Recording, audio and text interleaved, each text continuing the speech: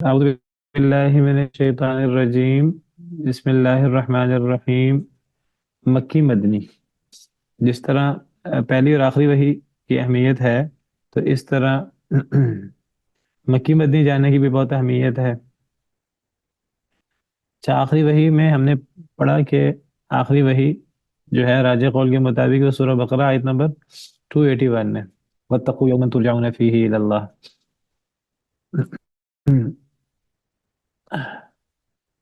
اور الیوم اکملت لکم دینکم واتممت علیکم نعمتی ورضیت لکم الاسلام دینا۔ یہ آیت کریمہ آخری وحی نہیں ہے، یہ کوئی نبی صلی اللہ علیہ وسلم کی وفات سے 2-2.5 مہینے پہلے یہ 9 ذی الحجہ کو نازل ہوئی تھی۔ اس میں کیوں اللہ نے فرمایا میں نے دین مکمل کیا، یہ ہم تفصیل پڑھ چکے ہیں، مجھے جیسے یاد پڑ رہا ہے کہ ہم یہ چیز پڑھ چکے ہیں شاید۔ تو ہاں، اگر پوری صورت کی بات کریں کہ پوری صورت سب سے آخر میں کون سی نازل ہوئی ہے، تو سب سے آخر میں نازل ہونے والی پوری صورت وہ سورۃ النصر ہے۔ وہ 114 نمبر صورت ہے جو مکمل نازل ہوئی ہے۔ اور وہ کس تاریخ کو نازل ہوئی تھی؟ وہ 12 ذی الحجہ 10 ہجری کو نازل ہوئی تھی سورۃ النصر۔ سورۃ النصر یہ نزول کے اعتبار سے قرآن کریم کی 114 نمبر صورت ہے، مکمل صورت، اذا جاء نصر اللہ والفتح۔ اور اس سے پہلی صورت اگر ہم کہیں آخری 3 صورتیں کون سی نازل ہوئی ہیں صورتیں، سورہ نصر تو پوری نازل ہوئی ہے، تو سیکنڈ لاسٹ اور تھرڈ لاسٹ صورت نزول کے اعتبار سے وہ پوری تو نہیں نازل ہوئی، لمبی صورتیں ہیں، لیکن ان کی زیادہ تر آیات بالکل آخر میں نازل ہوئی ہیں۔ تو اس اعتبار سے جو سیکنڈ لاسٹ صورت بنتی ہے 113 نمبر صورت، وہ سورہ براءہ بنتی ہے۔ سورہ براءہ یعنی سورۃ التوبہ جس کو کہتے ہیں ہم، یہ سورہ براءہ یہ سورت نمبر 113 بنتی ہے۔ اس کا اکثر حصہ، اس کی اکثر آیتیں، تو یہ سب سے آخری میں نازل ہونے والی اگر زیادہ آیتیں ایک سورت کی شمار کریں، ویسے تو ہم پڑھ چکے ہیں کہ سب سے آخر میں راجح قول کے مطابق دلائل بھی میں پیش کر چکا ہوں کہ سب سے آخر میں نازل ہونے والی آیت سورہ بقرہ کی آیت نمبر 281 ہے، اور سورہ بقرہ کی آیت نمبر 278، 279، 280، 281 سب سے آخر میں نازل ہوئی راجح قول کے مطابق۔ کئی علماء کی رائے یہ ہے کہ 278، 279، 280، 281، 282 اکٹھی نازل ہوئی ہیں۔ یہ جو سود وغیرہ کے متعلق آیات ہیں، یہ کچھ آیات تو سب سے آخر میں نازل ہوئی ہیں، اس کے بارے میں دلائل موجود ہیں، لیکن سورہ بقرہ اس کی 286 آیات ہیں، 286 ٹوٹل، تقریباً 2.5 پاروں کے برابر۔ تو اس سورت کا بڑا حصہ وہ آخر میں نازل نہیں ہوا۔ اس کی چند آیات کے بارے میں ہے کہ یہ راجح قول کے مطابق سب سے آخر میں نازل ہوئی ہیں، لیکن اگر یہ کہا جائے کہ وہ صورت جس کی معظم آیات، جس کی اکثر آیات وہ آخر میں نازل ہوئی ہیں، تو وہ تو ایک تو سورہ نصر ہے، وہ تو اکٹھی نازل ہوئی، وہ علی الاطلاق سب سے آخری صورت ہے۔ اگر یہ پوچھا جائے آپ سے سب سے آخر میں کون سی صورت نازل ہوئی، تو آپ سورۃ النصر بتائیں۔ اگر یہ کہا جائے سب سے آخری وحی کون سی ہے قرآن کی، تو پھر آپ سورہ بقرہ آیت نمبر 281 بتائیں۔ اور سیکنڈ لاسٹ صورت وہ سورہ براءہ ہے، سورہ توبہ، وہ نزول کے اعتبار سے 113 نمبر صورت بنتی ہے۔ اور تھرڈ لاسٹ صورت اگر ہم کہیں زیادہ آیتوں کے اعتبار سے، وہ سورۃ المائدہ ہے۔ سورۃ المائدہ کی زیادہ تر آیات وہ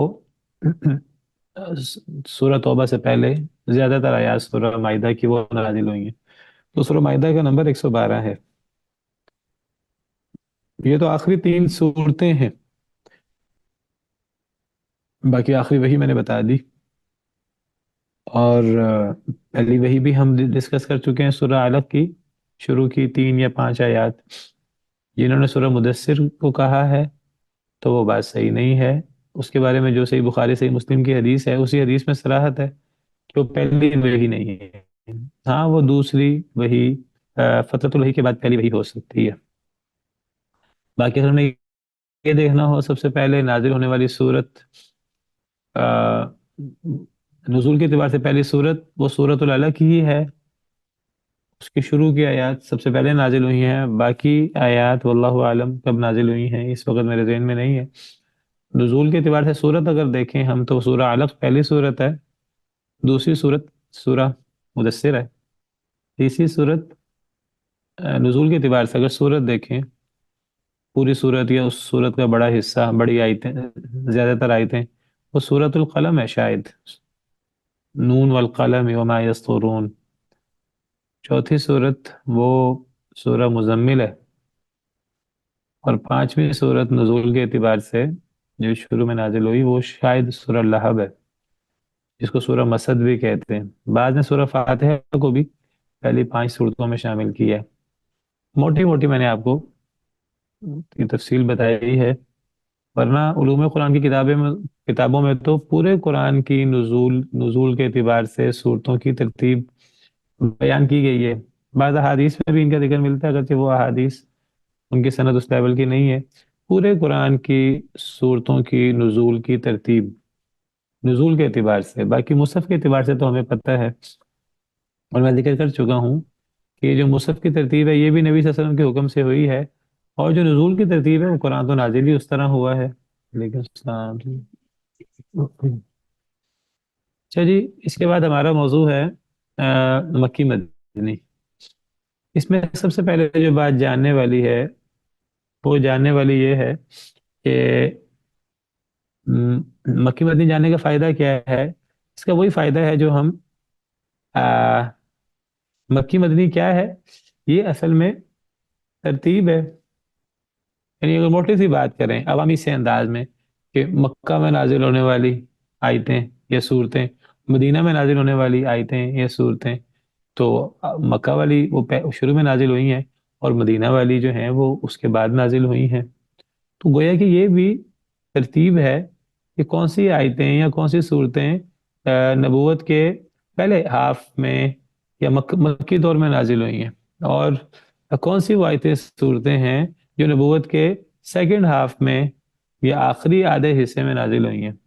مکی دور 13 سال کے ہے مدنی دور 10 سال کے ہے. اگر اس کو موٹا موٹا آدھا آدھا شمار کریں تو کون سی صورتیں وہ مکہ میں نازل ہوئی. موٹی سی بات اگرچہ مکی مدنی سے اصل مراد یہ نہیں ہے. وہ میں بتاتا ہوں مکی مدنی سے مراد کیا ہے. ایک عوامی سے موٹی سی بات کر رہا ہوں. تو اصلاً مکی مدنی کو پہچاننا یا مکی مدنی کی بات کرنا یہ اصل موضوع یہی ہے کہ قرآن کا کون سا حصہ پہلے نازل ہوا کون سا حصہ بعد میں نازل ہوا. تو مکی مدنی پہچاننے کا بھی وہی فائدہ ہے جو ہم نے پہلی وحی اور آخری وحی پہچاننے کے 3 فوائد ہم نے پڑھے تھے. کیا 3 فوائد ہیں کوئی بیان کرے گا آپ میں سے؟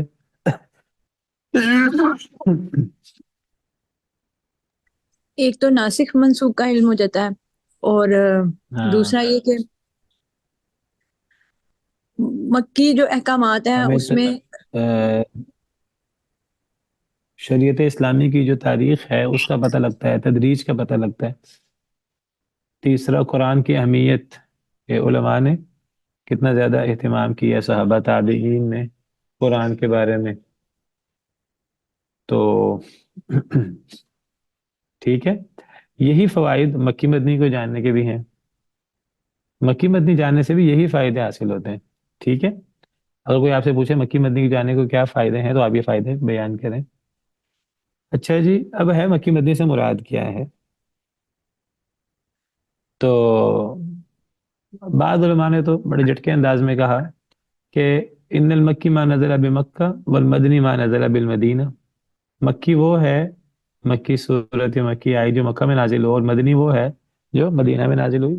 نبی کریم صلی اللہ علیہ وسلم نبی بننے کے بعد نبی بننے سے پہلے بھی آپ مکہ میں رہے ہیں یا آپ پھر مدینہ میں رہے ہیں.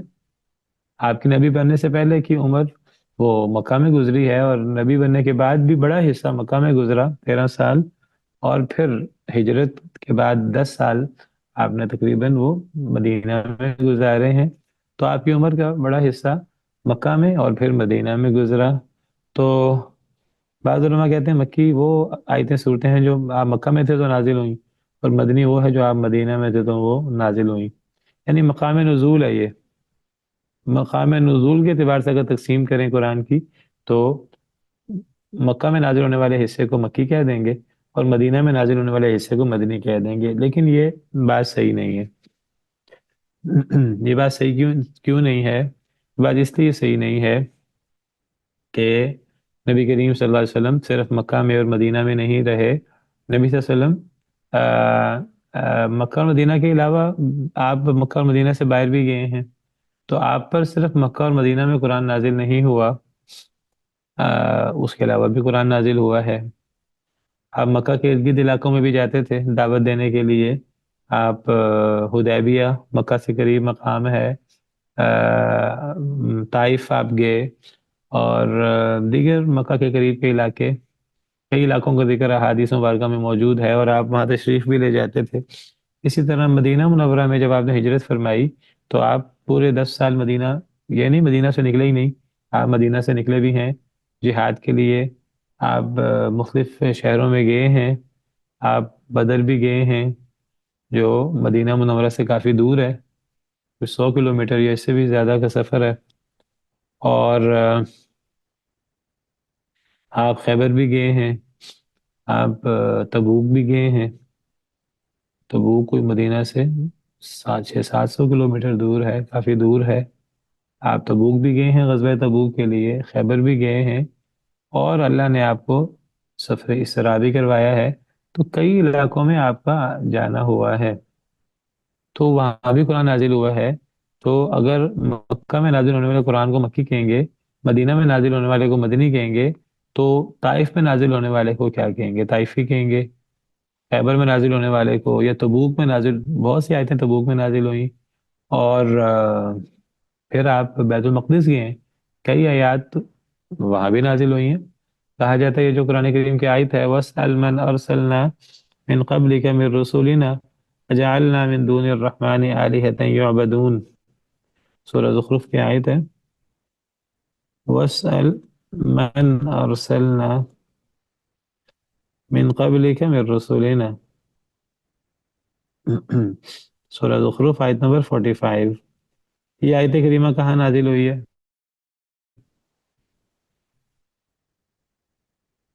آپ سوال کیجئے انہیں جنہیں ہم نے بھیجا آپ سے پہلے رسولوں میں سے، کیا ہم نے بنایا رحمان کے علاوہ معبود جن کی عبادت کی جائے؟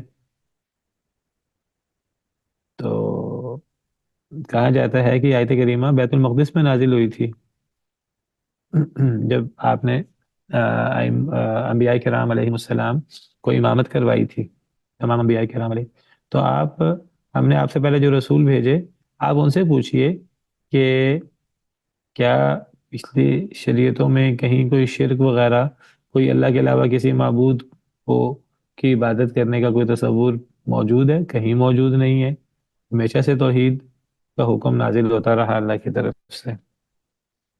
اسی طرح یہ تو زمین کی باتیں ہیں، کئی آیات تو ایسے ہیں جو آسمان پہ نازل ہوئی ہیں. تو اس تعریف پر اعتراض ہے، یہ مقام نزول والی تعریف. دوسری تعریف یہ ہے مکی وہ ہے ان المکی ما وقع خطابا لأہل مکہ والمدنی ما وقع خطابا لأہل المدینہ.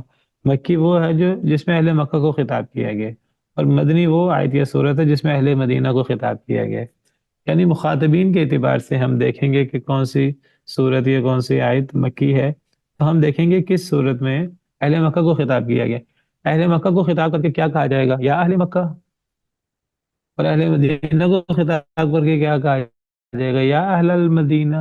یہ کیا کہا جائے گا؟ اہل مکہ کو کیسے مخاطب کیا جاتا ہے؟ اہل مدینہ کو کیسے مخاطب کیا جاتا ہے؟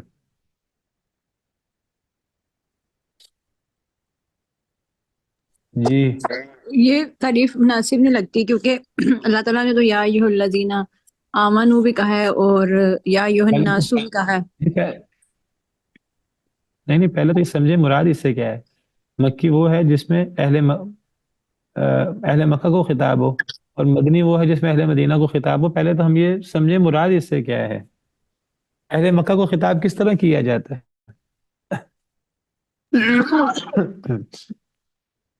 وہ کہتے ہیں اہل مکہ کو خطاب یا ایھا الناس سے ہوتا ہے، اور اہل مدینہ کو خطاب یا ایھا الذین آمنوا سے ہوتا ہے۔ تو وہ کہتے ہیں کہ جس صورت میں یا ایھا الناس ہے وہ مکی ہے، جس صورت میں یا ایھا الذین آمنوا ہے تو وہ مدنی ہے۔ آئی سمجھ؟ جی ہاں، لیکن یہ تعریف صحیح نہیں ہے۔ یہ تعریف اس لیے صحیح نہیں ہے کہ اگر تو ہم کہیں کہ اصل میں مکی مدنی کا تعلق پوری پوری صورت سے نہیں ہے، پہلے تو یہ بات یاد رکھیے، مکی مدنی کا اصل تعلق ہے آیات سے۔ تو جس صورت کی ساری آیات مکی ہوں تو اسے مکی، اس صورت کو مکی کہہ دیتے ہیں۔ جس صورت کی ساری آیات مدنی ہوں تو اس صورت کو مدنی کہہ دیتے ہیں۔ اور اگر ایک صورت کی ساری آیتیں مکی نہ ہوں یا ایک صورت کی ساری آیات مدنی نہ ہوں لیکن ان کا بڑا حصہ مکی آیات پر مشتمل ہو، اس صورت کو مکی کہہ دیتے ہیں۔ جس صورت کی آیات کا بڑا حصہ مدنی آیات پر مشتمل ہو اسے مدنی صورت کہہ دیتے ہیں۔ اصل میں مکی مدنی کا اصل تعلق کس سے ہے؟ آیات سے، صورتوں سے نہیں ہے۔ صورتوں سے تو آپ تب کہیں کہ جب اللہ تعالیٰ نے یہ اہتمام کیا ہو کہ اللہ نے پوری پوری صورت مکمل نازل کی ہو۔ تو یہ چھوٹی چھوٹی صورتیں جو قرآن کریم کے آخر میں ہیں یہ تو اکٹھی نازل ہوئی ہوں گی، لیکن قرآن کریم کی ساری صورتیں تو اکٹھی نازل نہیں ہوئی۔ تو مکی مدنی کا اصل تعلق کس سے ہوا؟ صورتوں سے کہ آیات سے؟ آیات سے۔ آیات سے، اور بات آپ نے یاد رکھنی ہے۔ تو جس صورت کی ساری آیات مکی ہوں، مکی مدنی کی صحیح تعریف کیا ہے وہ تو ابھی ہم دیکھتے ہیں۔ جس صورت کی ساری آیات یا زیادہ آیات مکی ہوں تو وہ صورت مکی ہوگی، اور جس صورت کی ساری آیات یا زیادہ آیات مدنی ہوں تو وہ صورت مدنی ہوگی۔ اب یہ کہنا کہ جس صورت میں اہل مکہ کو خطاب کیا جائے یعنی یا ایھا الناس، یا ایھا الناس، مکہ میں خطاب یا ایھا الناس کہہ کر ہوتا تھا کیونکہ مکہ مکرمہ میں کفار تھے زیادہ تر، مسلمان تھوڑے ہوتے تھے، اور مدینہ میں زیادہ تر خطاب یا ایھا الذین آمنوا سے ہوتا تھا۔ یہ بات تو ٹھیک ہے کیونکہ مدینہ میں ایمان والے زیادہ تھے۔ تو وہ کہتے ہیں وہ صورت مکی ہوگی جس میں اہل مکہ کو خطاب کیا جائے یا ایھا الناس کہہ کر، اور جس میں یا ایھا الذین آمنوا وہ مدنی ہے۔ پہلی بات ہے کہ جیسے میں نے ذکر کیا مکی مدنی کا تعلق وہ پوری صورت سے تو ہے نہیں، وہ تو آیات سے ہے، اور ہر آیت کے شروع میں یا ایھا الناس اور یا ایھا الذین آمنوا نہیں ملے گا۔ یہ تو یعنی پورے قرآن کی 1% آیتیں بھی ایسی نہیں ہیں، 600 آیتیں بھی ایسی نہیں ہیں کہ جن کے شروع میں یا ایھا الناس یا جن کے شروع میں یا ایھا الذین آمنوا ہو۔ میرے خیال میں 100 سے زیادہ ایسی آیات نہیں ہیں کہ جن کے شروع میں یا ایھا الذین آمنوا یا ایھا الناس ہے۔ یا ایھا الناس شاید 20 مرتبہ ہے، اور یا ایھا الذین آمنوا شاید کوئی 80-85 مرتبہ ہے۔ تو یہ 6000 آیات میں سے یہ 100 آیات سے کیسے ہم فیصلہ کریں؟ اگر یہ کہا جائے کہ نہیں چلیں جس پوری صورت میں یا ایھا الناس آ جائے وہ پوری صورت مکی شمار ہو جائے گی، جس پوری صورت میں یا ایھا الذین آمنوا آ جائے وہ پوری صورت مدنی شمار ہو جائے گی، تو یہ بھی ایسی تعریف ہے کہ یہ بھی قابل عمل نہیں ہے۔ یہ قابل عمل کیوں نہیں ہے؟ اس لیے بہت ساری صورتوں میں یا ایھا الناس بھی نہیں ہے، یا ایھا الذین آمنوا بھی نہیں ہے۔ مثال کے طور پر سورہ فلق، سورہ ناس، سورہ اخلاص، یہ جو آخری پارے میں آپ کو کئی صورتیں ہیں، شاید ساری صورتیں، شاید ان میں ایک دفعہ بھی یا ایھا الذین آمنوا یا ایھا الناس نہ ملے ہمیں آخری پارے کی ساری صورتوں میں، 37-40 کے قریب صورتیں، تو کیسے فیصلہ ہوگا؟ پھر دوسری بات ہے کہ بعض دفعہ ایک ہی صورت میں ہمیں یا ایھا الناس اور یا ایھا الذین آمنوا بھی مل جاتا ہے۔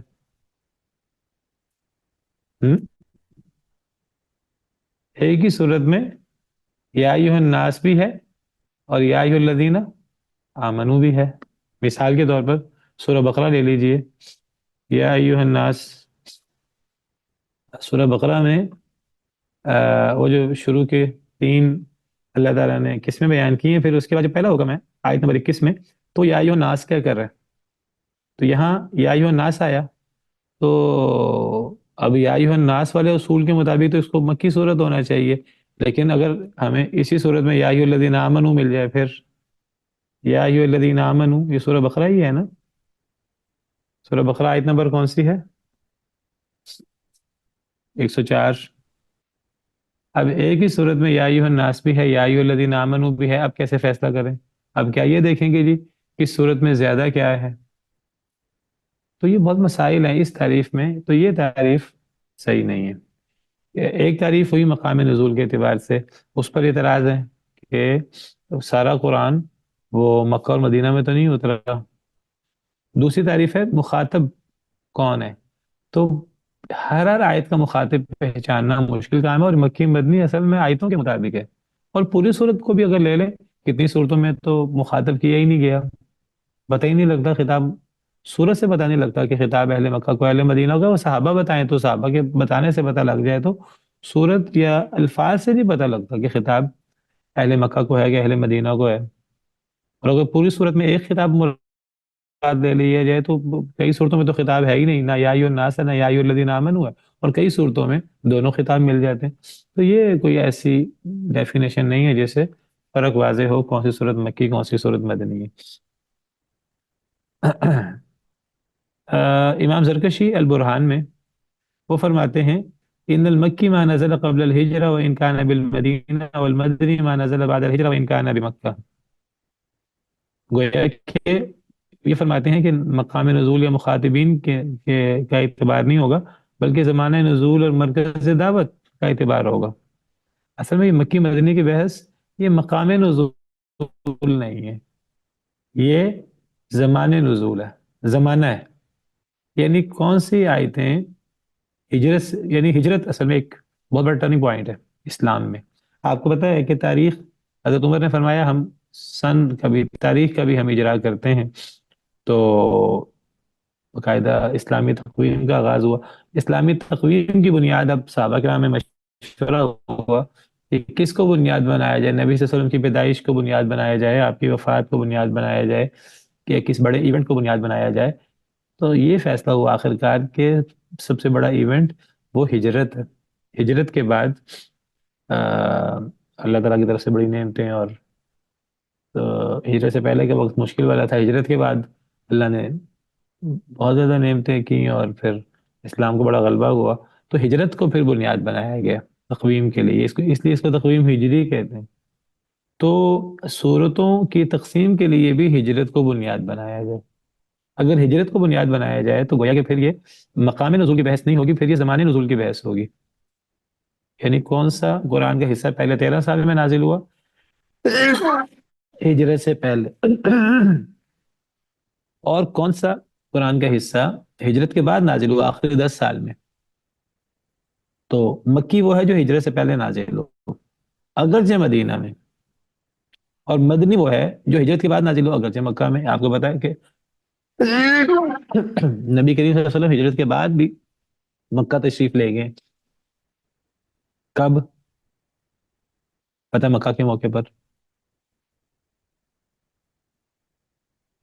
وہاں بھی کچھ آیتیں وغیرہ نازل ہوئی ہیں، تو اب انہیں مقام نزول کے اعتبار سے مکی کہا جائے گا کہ مدنی کہا جائے گا؟ مدنی کہا جائے گا۔ یہ مقام نزول کی بحث نہیں ہے، کس کی بحث ہے؟ زمانے نزول کی، یہ وقت کی بحث ہے، مقام کی بحث نہیں ہے۔ آئی سمجھ؟ جی آ گئی ہے۔ تو اس میں پھر حد فاصل پھر وہ ہجرت ہوگا۔ اس پر بھی اعتراض ہے، اس تعریف پر بھی۔ اس پر کیا اعتراض ہے؟ اگرچہ یہ بہتر ہے باقی دونوں تفسیر تعریفوں سے۔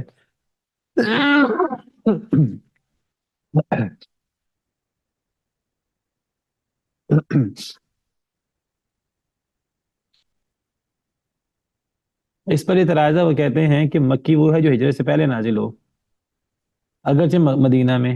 کیا نبی صلی اللہ علیہ وسلم ہجرت سے پہلے مدینہ گئے ہیں؟ نہیں، نہیں۔ اور مدنی وہ ہے جو ہجرت کے بعد نازل ہو اگرچہ مکہ میں۔ ہاں نبی صلی اللہ علیہ وسلم ہجرت کے بعد مکہ تو گئے ہیں۔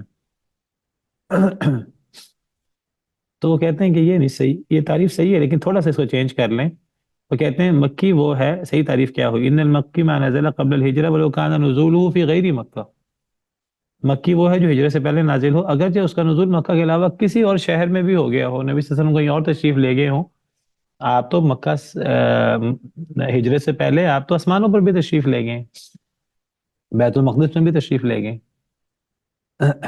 تو بیت المقدس میں کوئی آیت نازل ہو یا آسمانوں میں کوئی نازل ہو جو ہجرت سے پہلے ہے تو اس کو مکی شمار کیا جائے گا تو ولو کان نزول فی بالمدینہ کی بجائے ولو کان نزول فی غیر مکہ، مکی وہ ہے جو ہجرت سے پہلے نازل ہو اگرچہ وہ نزول مکہ کے علاوہ کسی اور شہر میں بھی ہوا ہو، آپ کہیں اور بھی گئے ہوں، اور مدنی وہ ہے جو ہجرت کے بعد نازل ہو اگرچہ اس کا نزول مدینہ کے علاوہ کہیں اور بھی ہو۔ آپ ہجرت کے بعد صرف مکہ ہی تو نہیں گئے، اب تو خیبر بھی گئے ہیں، تبوک بھی گئے ہیں، بدر بھی گئے ہیں، اور دیگر مقام وغیرہ پر بھی گئے ہیں۔ تو یہ صحیح تعریف ہے، اللہ عالم۔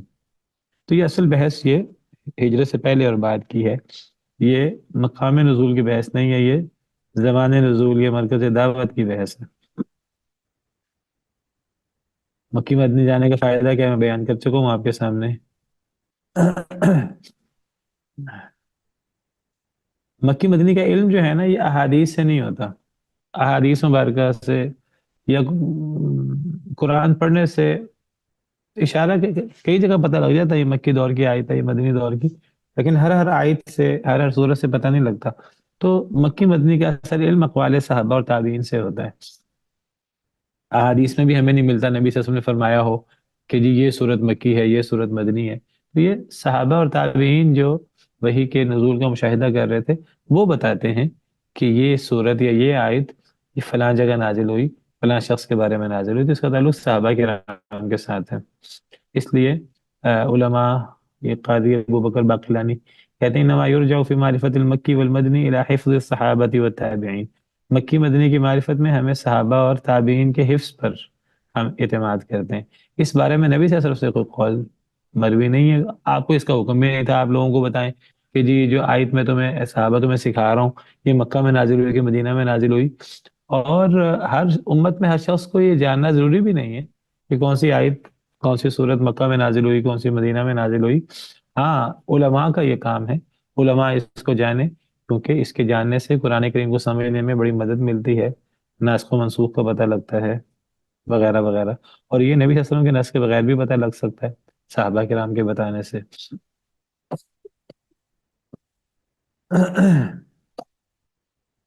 حضرت عبداللہ بن مسعود وغیرہ کا قول آپ کو بیان کر چکا ہوں۔ حضرت عبداللہ بن مسعود فرماتے ہیں اللہ کی قسم والذی لا الہ واللہ الذی لا الہ غیرہ ما انزلت سورۃ من کتاب اللہ الا انا اعلم این انزلت، اللہ کی قسم قرآن کی کوئی صورت نازل نہیں ہوئی مگر میں جانتا ہوں کہاں نازل ہوئی، ولا یہ تو صورت ہے، ولا انزلت آیت من کتاب اللہ، کوئی ایسی آیت نازل نہیں ہوئی الا انا اعلم فیما انزلت، مگر میں جانتا ہوں کہ وہ کس کے بارے میں نازل ہوئی، کس صحابی کے بارے میں، کس شخص کے بارے میں۔ وَلَوْ أَعْلَمُ أَحَدًا أَعْلَمَ مِنِّي بِكِتَابِ اللَّهِ، اگر مجھے علم ہوگی کہ کسی ایک کو مجھ سے زیادہ اللہ کی کتاب کے بارے میں پتہ ہے، صرف تفسیر نہیں، یہ بھی کہ کون سی صورت، کون سی آیت کہاں یا کس کے بارے میں نازل ہوئی، تب لوگوں الْإِبِلُ، وہاں اونٹ پہنچ سکتے ہوں، لَرَكِبْتُ إِلَيْهِ، میں سوار ہو کے وہاں جاؤں گا ضرور۔ اور اسی طرح قول سیدنا علی سے بھی مروی۔ اچھا جی، مکی مدنی صحابہ کے بتانے سے پتہ لگتا ہے کون سی صورتیں، کون سی آیتیں مکی ہیں، کون سی صورتیں، کون سی آیتیں مدنی ہیں، یہ یا تو ہمیں یاد ہو ہر صورت، ہر آیت کے بارے میں صحابہ کرام کے اقوال ہمارے سامنے ہوں، وہ تو ہمیں یہ علم سیکھنا چاہیے۔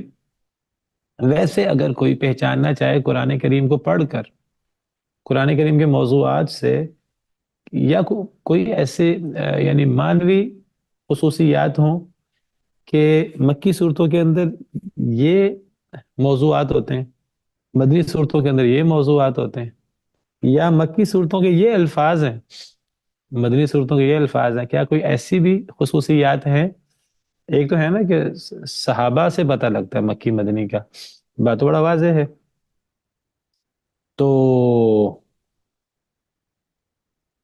ایسے کیا موضوعات ہیں جو مکی صورتوں کا خاصہ ہیں، اور ایسے کیا موضوعات ہیں جو مدنی صورتوں کا خاصہ ہے؟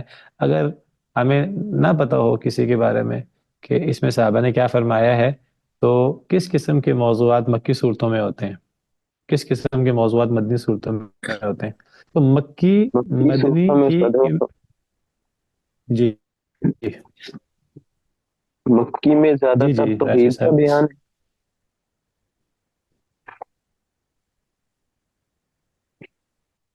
مکی میں جی راشد توحید صاحب، رسالت اور آخرت کا میری آواز نہیں آ رہی؟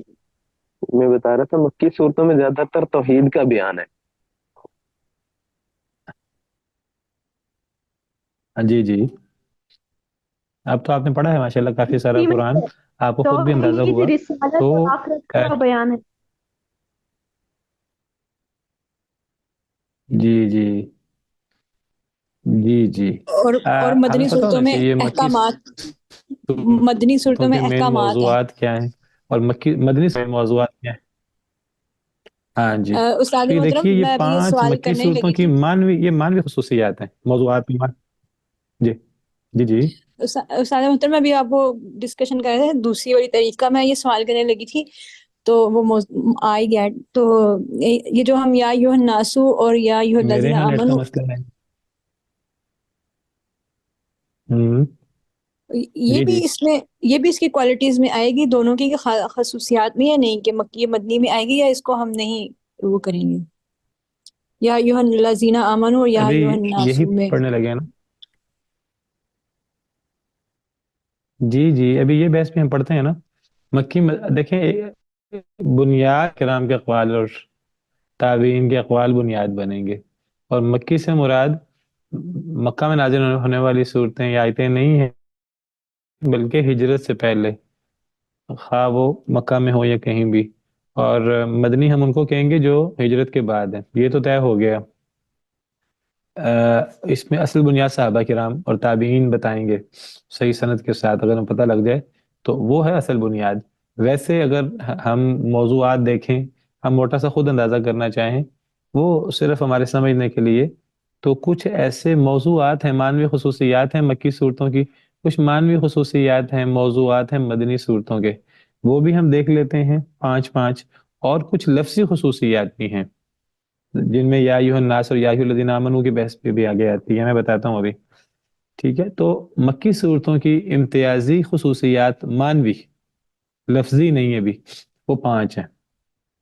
ٹھیک ہے، تو مکی صورتوں میں بالعموم اصولی اعتقادی احکام ہے، مثلا توحید، رسالت، آخرت اور دوسرے اعتقادی مسائل کا ذکر زیادہ ہے. ترغیب و ترہیب کی آیات بھی زیادہ ہوتی ہیں مکی صورتوں میں، تاکہ فکر کی تعمیر کی جائے، لوگوں کے اندر سب سے پہلے ذہنی اور فکری انقلاب لایا جائے، اس لیے کہ اعمال و اخلاق فکر کے تابع ہوتے ہیں. تو یہ مکی صورتوں میں عقائد ہیں زیادہ. اسی طرح مکی صورتوں میں بنیادی اسلامی اخلاق بہت زیادہ ہے. یتیم کو دھکے نہیں دینے، اچھے طریقے سے پیش آنا ہے، جھوٹ نہیں بولنا، سچ بولنا ہے، وراثت نہیں کھانی لوگوں کی، لالچ نہیں کرنی، بنیادی اسلامی اخلاق. یہ مکی صورتوں کا موضوع ہے. اسلامی معاشرے کے بنیادی اصول سے تعلق رکھنے والی آیات، یہ مکی صورتوں کا موضوع ہے. نمبر 3، مکی صورتوں میں توحید، رسالت، آخرت کے اثبات اور شرک کے ابطال کے لیے عقلی نقلی دلائل. پہلا پوائنٹ ہے عقائد کا ذکر ہوتا ہے. تیسرا پوائنٹ ہے ان کے دلائل، شبہات کا رد.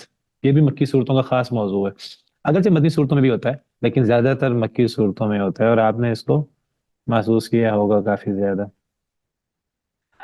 تو مکی صورتوں میں توحید، رسالت، آخرت کے اثبات اور شرک کے ابطال کے لیے عقلی نقلی دلائل کا ذکر زیادہ ہوتا ہے، تاکہ فکر اور عقیدہ پختہ ہو جائے اور تعمیر سیرت کی بنیادیں مضبوط ہو جائیں. نمبر 4، مکی صورتوں میں تذکیر بایام اللہ. تذکیر بایام اللہ کسے کہتے ہیں؟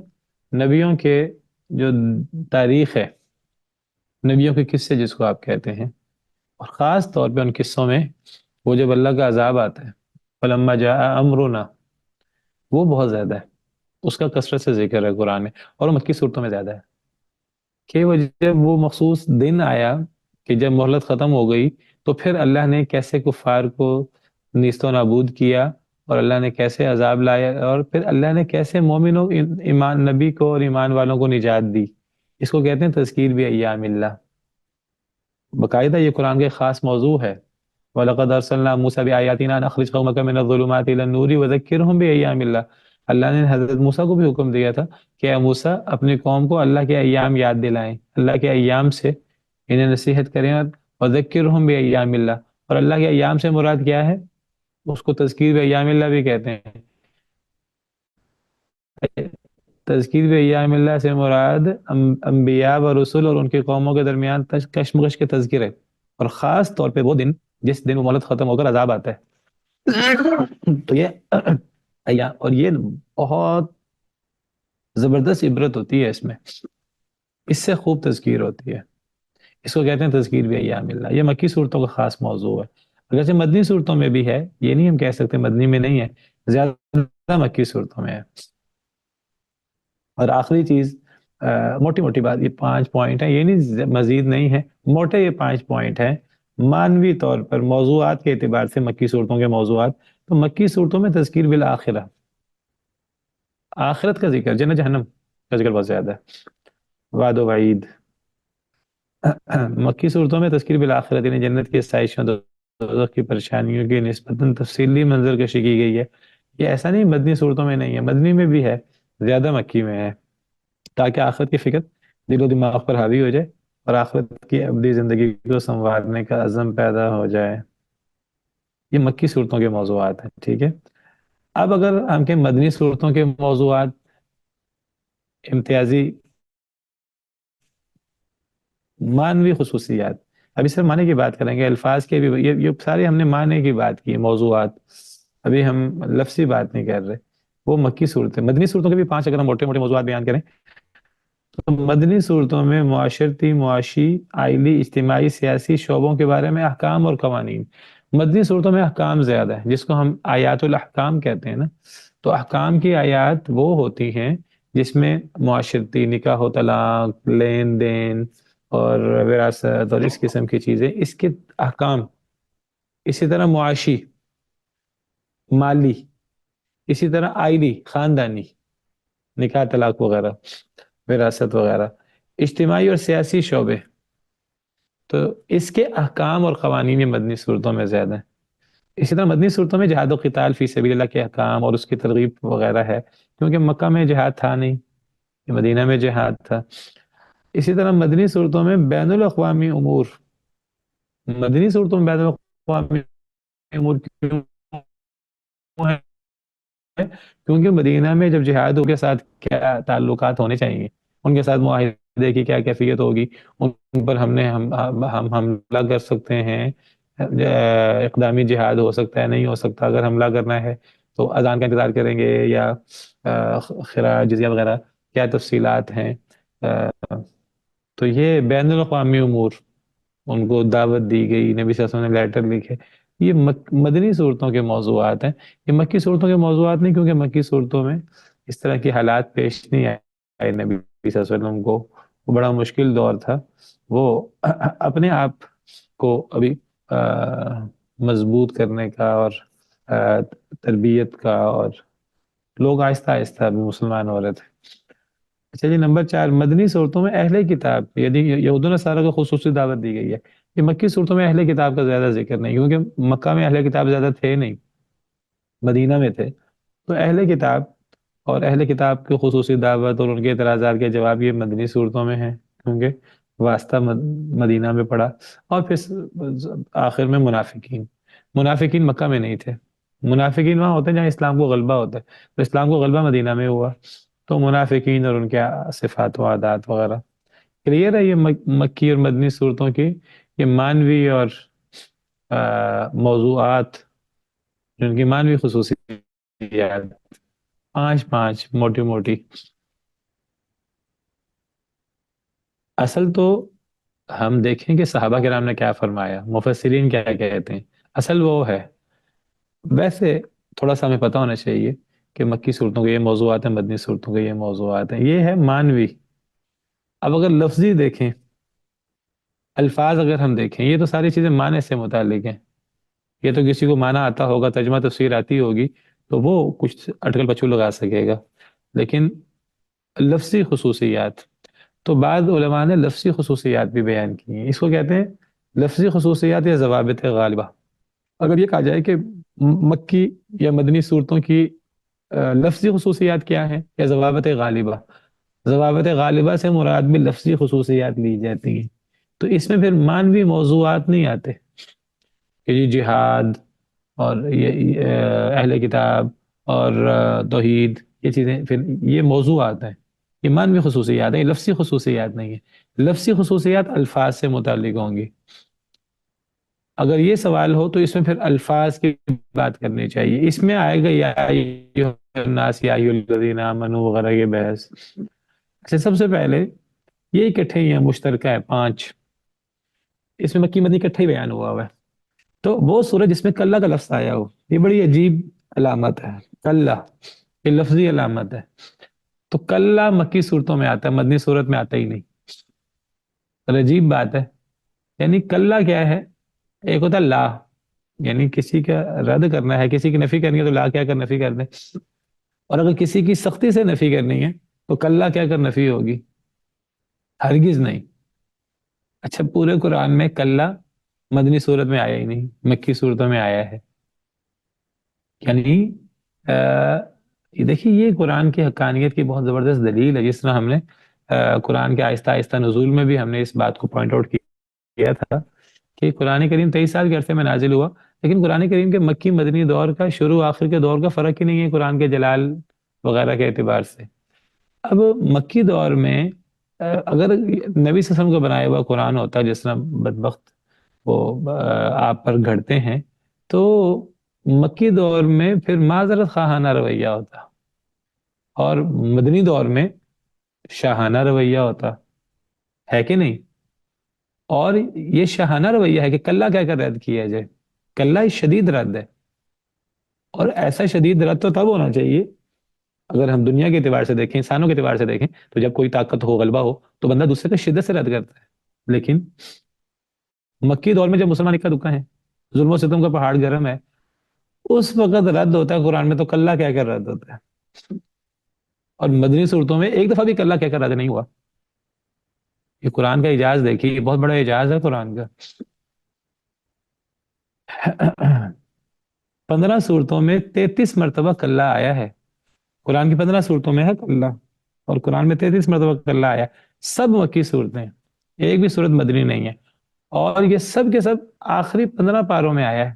16 قال الم اقل لک انک لن تستطیع معی صبرا, یہاں سے لے کر سورہ ناس تک شروع کے 15 پاروں میں کلّا ہے ہی نہیں, کیونکہ شروع کے 15 پاروں میں زیادہ تر مدنی صورتیں ہیں. اگرچہ شروع کے 15 پاروں میں بھی مکی صورتیں ہیں, شروع کے 15 پاروں میں کلّا ہے ہی نہیں, آخری 15 پاروں میں کلّا ہے. اور کلّا کیوں آیا اس کی وجہ بھی بیان کر دی میں نے, بوجہ تکبر قریش. قریش کے تکبر کی وجہ سے جب اللہ نے رد کیا مکی صورتوں میں تو شدت سے رد کیا, اس سے قریش کا تکبر توڑا ہے. قریش بڑی شدت سے اپنا موقف دلائل پیش کرتے تھے, اور وہ دلائل ان کے فضول ہوتے تھے, تو اللہ نے ان کا سختی سے رد کیا مکی صورتوں میں کلّا کہہ کر. کلّا بل لا تکرمون الیتیم کلّا والقمر. کلّا جو ہے یہ صرف مکی صورت میں آئے گا. نمبر 2, یہ لفظی علامت ہے اور مکی صورت کی علامت ہے, مدنی صورت میں ہے ہی نہیں کلّا. اسی طرح قرآن کے لفظی مکی مدنی کی لفظی پہچان سجدہ تلاوت ہے.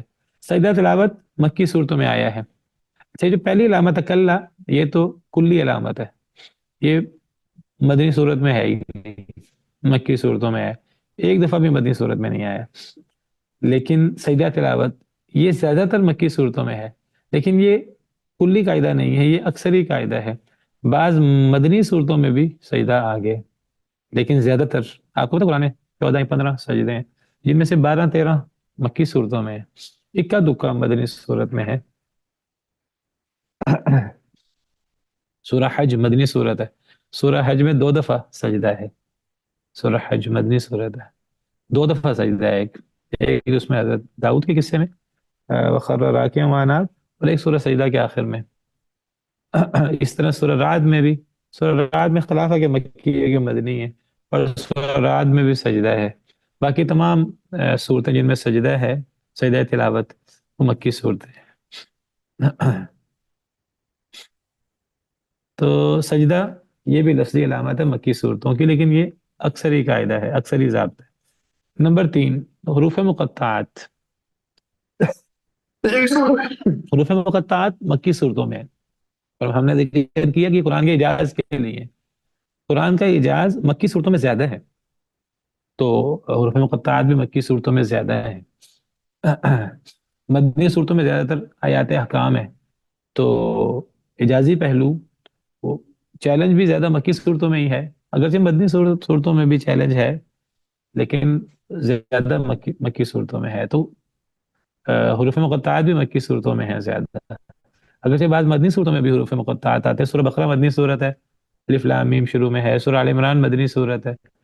سورہ رعد مدنی صورت ہے، اختلاف ہے، اس میں بھی الف لام میم را آتا ہے. باقی جو صورتیں ہیں وہ سب مکی ہیں، جن میں حروف مقطعات میں خیال میں شاید 19 صورتوں کے شروع میں ہے. ان میں سے یہ بس دو صورتیں ہی ہیں مدنی، باقی ساری سورہ رعد میں اختلاف ہے، باقی ساری مکی ہیں جن میں حروف مقطعات ہیں. نمبر 4 مفصل صورتیں. مفصل صورتوں پہ پہلے بھی بات ہوئی ہے. مفصل صورتیں کسے کہتے ہیں؟ مفصل صورتیں جو چھوٹی آخری صورتوں پاروں کو کی کہتے ہیں. جی آخری پاروں کی صورتیں ہیں جو. ہاں، چھوٹی صورتیں جن میں چھوٹی آیتیں ہیں ان کو مفصل صورتیں کہتے ہیں. مفصل سے مراد تفصیل نہیں ہے، مفصل سے مراد واضح اپنے موضوع میں، کیونکہ جو چیز واضح جدا جدا ہوتی ہے وہ واضح ہوتی ہے.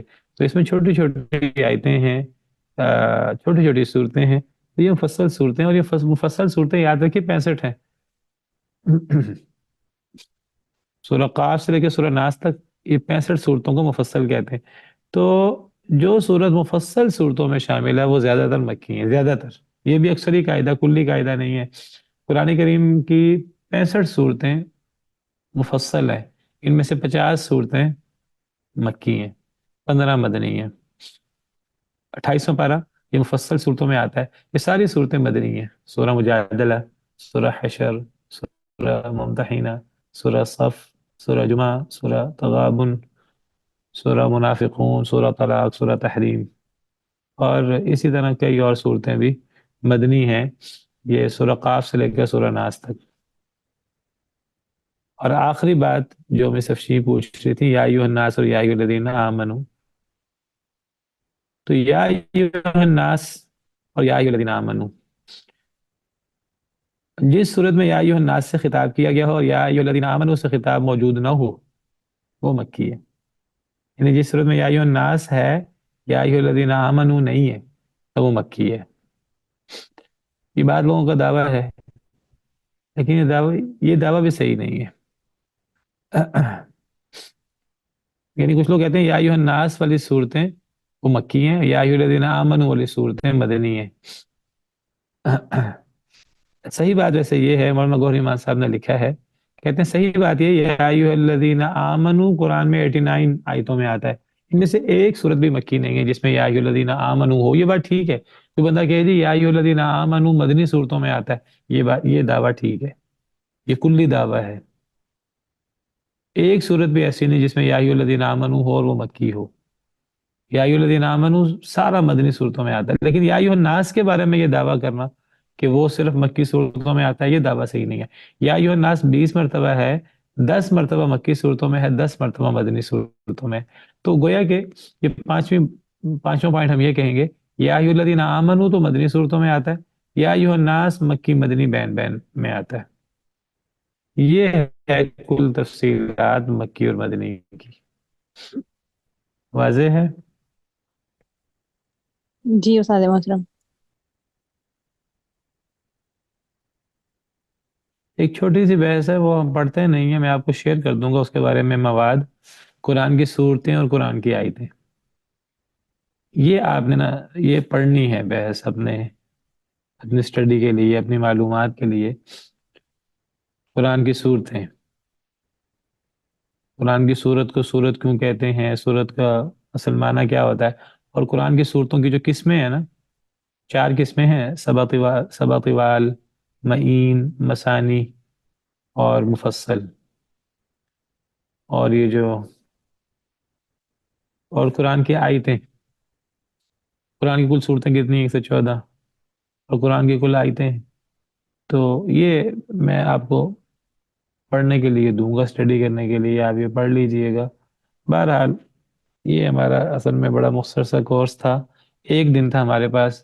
کہ اگر 1 دن سے زیادہ ہوتا تو ہم اس میں کافی چیزیں پڑھتے، اور ہم اس میں قرآن کا رسم، قرآن کا ضبط، 7 احرف، قرآن کی جمع تدوین، اعجاز القرآن، نسخ فی القرآن، اور یہ بعض بحثیں ہم پڑھتے، کچھ قرات کی بحثیں پڑھتے. بہرحال جتنا وقت ملا ہمیں تو ہم نے اتنا کچھ تھوڑا بہت کور کرنے کی کوشش کی ہے علوم قرآن میں. تو پاروں میں تقسیم کا تھوڑا بتا دیں. ہاں، اصل میں ایک ہوتا ہے قرآن کی تقسیم، جس کو قرآن کے احزاب یا حزب کہتے ہیں. اس میں منزلیں بھی آتی ہیں قرآن کی جو منزلیں ہیں نا 7، یہ صحابہ کرام کے دور میں یہ مشہور تھی. صحابہ کرام قرآن کو 7 دنوں میں مکمل کرتے تھے، اور انہوں نے قرآن کو 7 حصوں میں تقسیم کر رکھا تھا، اور وہ 7 دنوں میں قرآن مکمل کرنے کی کوشش کرتے تھے. تو وہ جو 7 حصے بنائے تھے نا، ان 7 حصوں کو حزب القرآن یا تہذیب القرآن کیا کہتے ہیں؟ کیا کہتے ہیں انہیں؟ تہذیب القرآن عربی میں. تہذیب اصل میں عربی میں حزب کہتے ہیں قسم کو. تو حزب القرآن یا تہذیب القرآن کا مطلب ہے قرآن کے حصے، قرآن کے اجزاء، قرآن کے اگر کچھ حصے کر لیے جائیں. تو صحابہ کرام نے قرآن کے 7 حصے کر رکھے تھے، کیونکہ قرآن کو 7 دنوں میں پڑھتے تھے. باقاعدہ حدیث ہے، حضرت اوس بن اوس تابعی ہیں، وہ کہتے ہیں صحابہ سے کہ آپ لوگوں نے قرآن کیف تحذبون القرآن، آپ نے قرآن کے حصے کیسے کیے ہیں؟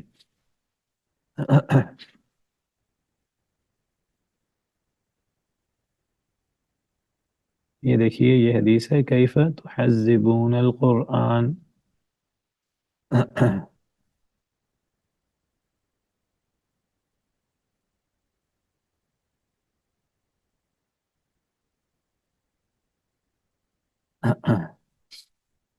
حضرت اوس کہتے ہیں میں نے نبی صلی اللہ علیہ وسلم کے صحابہ سے پوچھا آپ نے قرآن کے کیسے حصے کیے ہیں؟ انہوں نے کہا 3 5 7 9 13، 3 5 7 9 11 13 اور مفصل. یہ 7 حصے ہیں قرآن کے. کیا سمجھ آئی؟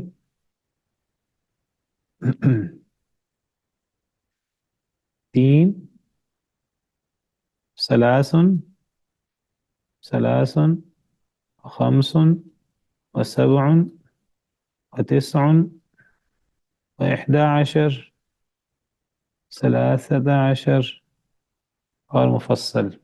یہ 7 حصے بنتے ہیں قرآن کے. ایک یہ 3 ہے، یہ 5 ہے، یہ 7 ہے، یہ 9 ہے. یہ سارے تا کا اعداد ہیں، اور جس کو کہتے ہیں 13. اور یہ مفصل. یہ کیا چیزیں؟ 3 5 7 9 11 13 مفصل. یہ صورتیں قرآن کی. 3 سے مراد کون سی 3 صورتیں ہیں؟ سورہ کاف سے لے کے 3 صورتیں ہوں گی. نہیں، یعنی قرآن کے حصے ہیں. سورہ فاتحہ نکال دیں اگر، باقی قرآن کے نا 113 صورتیں بنتی ہیں.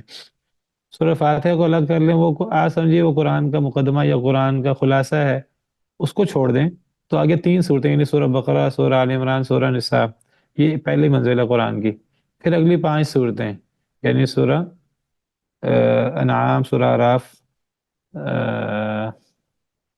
سورہ نساء کے بعد سورہ مائدہ، سورہ نام، سورہ اعراف، سورہ انفال، سورہ توبہ.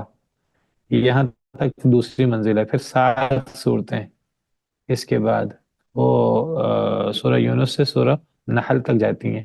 پھر 9 صورتیں وہ سورہ بنی اسرائیل سے سورہ فرقان تک جاتی ہیں. پھر 11 صورتیں سورہ شعراء سے سورہ صافات تک جاتی ہیں، سورہ یاسین تک. پھر 13 صورتیں سورہ والصافات سے لے کے یہ سورہ حجرات تک جاتی ہیں. اور یہ پھر مفصل جو صورتیں ہیں نا، سورہ قاف سے شروع ہو کر سورہ ناس تک، یہ پورا الگ ایک حزب ہے، یعنی پورے ایک الگ تقسیم ہے. تو یہ کل 7، ان کو عرب لوگ کہتے ہیں حزب، قرآن کے 7 حزب، یعنی 7 حصے. اور ہم پاکستانی لوگ انہیں کہتے ہیں منزلیں. قرآن کی کتنی منزلیں ہیں؟ 7. تو یہ 7 منزلیں کس نے مقرر کی؟ صحابہ کرام نے. حضرت اوس کہتے ہیں میں نے صحابہ سے پوچھا آپ نے قرآن کیسے کیوں تقسیم کی تھی؟ وہ ایک منزل روزانہ پڑھتے تھے، تو ایک حصہ. یہ تقریباً برابر برابر 7 حصے بنتے ہیں قرآن کے، تقریباً 7 منزلیں ہم ان کو کہتے ہیں۔ یہ ایک ہے قرآن کے حزب سے مراد یہ، اور ایک قرآن کے حزب سے مراد ہے یہ جو قرآن کے پارے ہیں نا، یہ بھی حزب ہے، پارے اس کو بھی حزب کہتے ہیں۔ حزب، آپ عربی قرآن دیکھیں، اس میں قرآن کے نا کل 60 حزب ہیں، 7 حصے۔ انہوں نے ایک ہمارے پاکستانی جو ہیں انہوں نے اس کو جز کہتے ہیں، ہے وہ بھی عربی لفظ جز، تو وہ یہ بھی قرآن کے حصے ہیں، انہوں نے 30 جز بنا رکھے ہیں۔ ہمارے پاکستانی قرآن وغیرہ میں، بر صغیر قرآنوں میں 30 پارے ہوتے ہیں۔ یہ 30 پارے ہمیں عربی قرآنوں میں بھی ملتے ہیں، 30 پارے، الجز الاول، الجز الثانی، الجز الثالث، اور ہمیں عربی قرآنوں میں جز کے ساتھ ساتھ حزب بھی ملتے ہیں۔ وہاں حزب سے مراد وہ ہر پارے کے 2 حصے انہوں نے کیے ہوئے ہیں، اور یہ قرآن کے اجزاء کہہ لیں یا قرآن کے پارے یا قرآن کے حزب کہہ لیں، یہ بھی شروع دور سے ہیں۔ قرآن کو اگر ہم نے 30 دنوں میں ختم کرنا ہے یا 60 دنوں میں ختم کرنا ہے، تو 60 دنوں میں پڑھنا ہے، تو کیسے اس کو تقسیم کیا جائے مانوی طور پر؟ یہ تقسیم وہ صحابہ تابعین وغیرہ کے دور کی ہے، حجاج بن یوسف وغیرہ کے دور کی۔ تو یہ قرآن کے اجزاء، یہ بھی قرآن کا حزب ہے۔ قرآن کے اجزاء یعنی پارے، 30 پارے، اور قرآن کے جو 60 حزب ہیں کہ جو عربی قرآن وغیرہ میں ہمیں ملتے ہیں، اس میں پہلے پارے میں 2 حزب ہیں، دوسرے پارے میں 2 حزب ہیں، ہر پارے میں 2 حزب ہیں۔ تو یہ حزب جو ہیں اس کو بھی قرآن کے حصے کہتے ہیں، اور صحابہ جس کو حزب کہتے تھے نا، صحابہ میں جو زیادہ مشہور حزب تھے قرآن کے حصے، وہ یہ 7 حزب تھے، 7 منزلیں۔ وقت ہمارا ختم ہو گیا، بس اسی پر ہی بس کرتے ہیں۔ میں تھوڑے سے کچھ معلومات میں نے بتایا آپ کے ساتھ شیئر کر دوں گا، صورتوں کے بارے میں، کچھ آیات کے بارے میں، اور کچھ قرآن کے جو مشہور قرآن ہیں 7 یا 10، یہ 2-3 چیزیں آپ کے ساتھ شیئر کروں گا۔ آپ اس کی تھوڑی سی اسٹڈی کر لیجئے گا، اس کا تعلق پیپر کے ساتھ نہیں ہے، لیکن آپ کے اسٹڈی کے لیے، مطالعے کے لیے، یہ کچھ صورتوں کے بارے میں، کچھ قرآن کے آیتوں کے بارے میں، کچھ قرآن کے جو 7 قاری ہیں مشہور، ان کے بارے میں کچھ چیزیں پڑھ لیجئے گا۔ ٹھیک ہے جی، یہ ہمارا آخری جو ہے وہ لیکچر تھا آج علوم قرآن کے بارے میں۔ آج آخری لیکچر ہی ہے نا، مزید تو نہیں آگے؟ جی استاد جی محترم، آج یہ والا لیکچر اوور آل یہ آخری لیکچر ہے 4 سالوں کا، ماشاءاللہ۔ ہاں، یہ اوورآل آخری لیکچر ہے۔ چلیں جی، اچھا وقت گزرا آپ کے ساتھ، کوئی کمی کوتاہی، کوئی بات کسی سے سختی سے ہو گئی ہو وہ پھر درگزر کر دیجیے گا۔ اللہ تعالیٰ موقع دے، آگے بھی انشاءاللہ تعلق رہے گا انشاءاللہ۔ انشاءاللہ، بس آپ بھی ہمیں دعا میں، خصوصی دعا میں یاد رکھیے گا۔ ہم نے انشاءاللہ جی، جتنا حق تھا اس کو وقت دینے کا، اور جس طرح سے حق تھا، ہم نے شاید اس کا 1% بھی نہ دیا ہو، کیونکہ بہت سارا وقت ہم ساتھ کام پہ بھی ہوتے تھے اور ساتھ میں کلاسز سن رہے ہوتے تھے۔ اللہ تعالیٰ ہمیں معاف فرمائے اور مزید اس کے ساتھ جڑے رہنے کی توفیق دے۔ سب کو اللہ تعالیٰ نا جزائے خیر دے، اور ماشاءاللہ محنت کی آپ لوگوں نے، اللہ تعالیٰ قبول فرمائے۔ باقی کمی کوتاہی ہر ایک میں ہوتی ہے، اللہ تعالیٰ مجھے بھی معاف کرے، آپ کی کمیوں کوتاہیاں بھی اللہ معاف کرے، اللہ تعالیٰ ہمیں عمل کرنے کی توفیق دے، جو سب سے بڑی چیز ہے۔ اور ایک وعدہ کریں آپ سب لوگ کہ آپ نا اس کو آپ نے جاری رکھنا ہے، یہ نہیں سمجھنا کہ بس ہمارا کورس مکمل ہو گیا ہے۔ اپنی پوری زندگی کے لیے اس کو اپنی زندگی کا حصہ بنا لیں کہ جی انشاءاللہ ہاں جی، ہم نے اپنے روزانہ ہم نے کچھ نہ کچھ وقت دینا ہے قرآن کو، حدیث کو، دین سیکھنے سکھانے کو۔ تو دین سیکھنا یا سکھانا اپنا ایک نا ہمیشہ کا ایک معمول بنا لیں، ایک نصیحت سمجھ لیجیے میری۔ تو روزانہ 20 منٹ کے لیے، آدھے گھنٹے کے لیے، گھنٹے کے لیے، یا دین سیکھیں یا سکھائیں، یہ آپ مجھ سے نا وعدہ کریں، اور میرے جی لیے انشاءاللہ تعالیٰ. صدقہ جاریہ بنے. اور یہ نہیں کہ یہ شادی سے پہلے تک ہے یا یہ 30 سال کی عمر تک ہے یا یہ 40 سال کی عمر تک ہے. یہ زندگی کے ساتھ یہ وعدہ چلنا چاہیے. یا پڑھیں یا پڑھائیں, ایک کام کریں دونوں میں سے. چلیں روزانہ نہیں ہوتا, ہفتے میں 3 دن کریں, لیکن اس کو اپنا ایک بنا لیں, اپنا ایک وعدہ کر لیں اپنے اللہ کے ساتھ. بس میرا آپ سے یہی تقاضا ہے. اللہ تعالیٰ ہمیں عمل کی توفیق دے. آمین ثم آمین. علم نافع کا اللہ سے سوال کرنا چاہیے. باقی کمیاں بتائیے ہمیں بہت زیادہ ہیں. ٹھیک ہے جی, پھر یہ تو باتیں پھر ختم نہیں ہوں گی, تو پھر اسی پہ بس کرتے ہیں. سبحان ربک رب العزت عما یصفون وسلام علی المرسلین والحمد للہ رب العالمین.